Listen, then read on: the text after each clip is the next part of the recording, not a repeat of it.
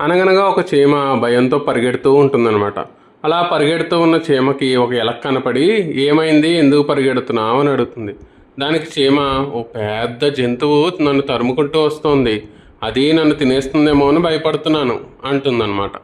అమ్మో, నన్ను కూడా తినేస్తుందేమో పెద్ద జంతువు అయితే అని ఎలక కూడా పరిగెట్టడం మొదలు పెడుతుందన్నమాట. అలా కొంచెం దూరం వెళ్ళాక కుందేలు కనపడుతుంది. కుందేలు కూడా అడిగితే విషయం అంతా చెప్తాయి రెండూ కలిపి. ఆ తర్వాత కుందేలు కూడా పరిగెట్టడం మొదలు పెడుతుంది అనమాట. ఇంకొంచెం దూరం వెళ్ళాక ఒక నక్క కనబడుతుంది. నక్క ఆ విషయం ఏంటి అని అడిగితే, ఓ పెద్ద జంతువు తరుముతోంది అని చెప్తుంది అనమాట చీమ. అవునా, ఏం జంతువు అది అంటే, ఓ పెద్ద గండు చీమ నన్ను తరుముతోంది అని చీమ చెప్తుంది అనమాట. వెంటనే ఎలక ఇంకా కుందేలు చీమ మీద కోప్పడతాయి. ఏంటి గండు చీమ, అవి మమ్మల్ని ఎందుకు తింటాయి అంటాయి అన్నమాట. దానికి చీమ, మిమ్మల్ని తింటుందని నేనెప్పుడు చెప్పాను, నన్ను తింటుందేమో అని నేను భయపడి పరిగెడుతున్నాను అంటుందన్నమాట. కాబట్టి ఎవరైనా ఏదైనా విషయం గురించి భయపడుతుంటే అది ఏంటి ఎందుకు అని తెలుసుకోకుండా మనం కూడా గుడ్డిగా భయపడకూడదు.